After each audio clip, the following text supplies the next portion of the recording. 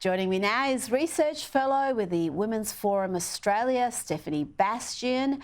Stephanie, in a moment, I'm going to discuss a detransitioner who wants to change Victoria's radical anti-conversion laws, and there are laws that have been replicated now across the country.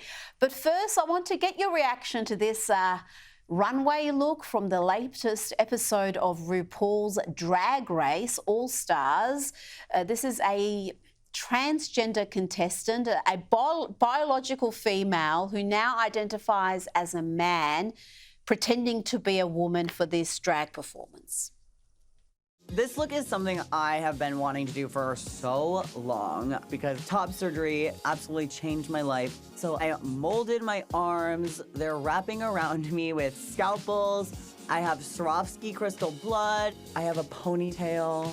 And I have 2 Swarovski crystal in a bag. It is everything.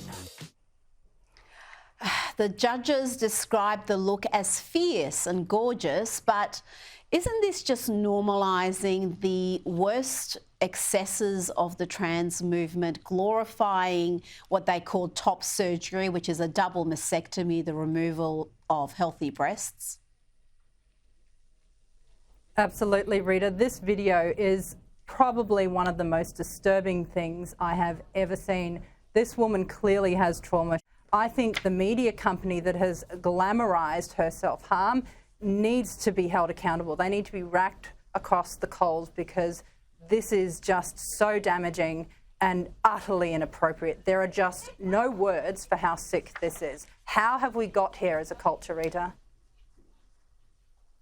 Well, it's one thing if an adult wants to do that and they feel happy post-surgery than they did before, well, good and well, but to be glorifying it, to be promoting it as something that is now, we know, happening to young people. I've interviewed detransitioners on this program who had double mastectomies at 15, at 16, and with terrible regrets now. It's not a surgery you can reverse, obviously. So glorifying it, I think, is really such a dangerous thing to be doing. Now, last time we spoke, we discussed this transgender athlete, a man identifying as a woman, who beat the female competitors in the Oregon State Championships. That was a 400-metre race.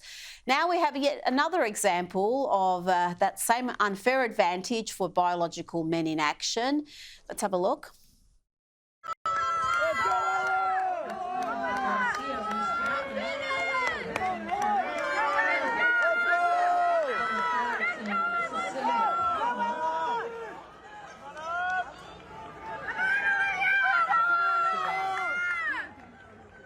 It wasn't close. That was Ella, the new Washington State High School 400-metre champion in the women's division. Another massive slap in the face for the real women there, Stephanie, who have trained and sacrificed for years to compete at that level.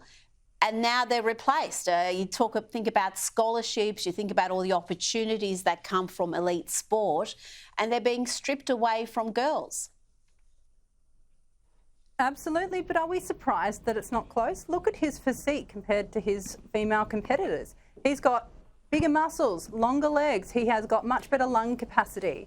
But once again, I'm so pleased to hear that the crowd is not sitting there awkwardly, accepting it. They're pushing back and they're saying no. And I think athletes like Riley Gain have really contributed by being a voice against this in order to help people speak up more. So I hope that this is replicated in Australia too, because we know that the same unfair disadvantages are happening to women, particularly in localised sport.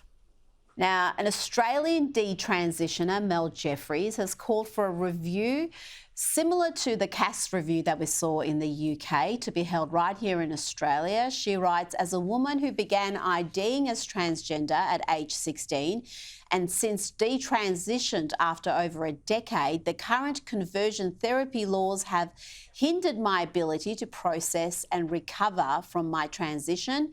She has also started a petition to halt gender affirmation practices in Victoria. It's brave of her to speak out like this publicly, Stephanie. There's such a backlash that detransitioners can receive from trans activists. How many others are too intimidated to speak out? I think there's quite a lot, and their parents as well. I really admire Mel because I think she's very brave. She's used a bad situation and she is, instead of being a victim, pushing back and ensuring that others don't make the same mistake. So I hope everyone gets on board and supports her petition. We need this inquiry, and it is the voices of detransitioners that can make it happen. Stephanie Bastiaan, thank you for your time tonight.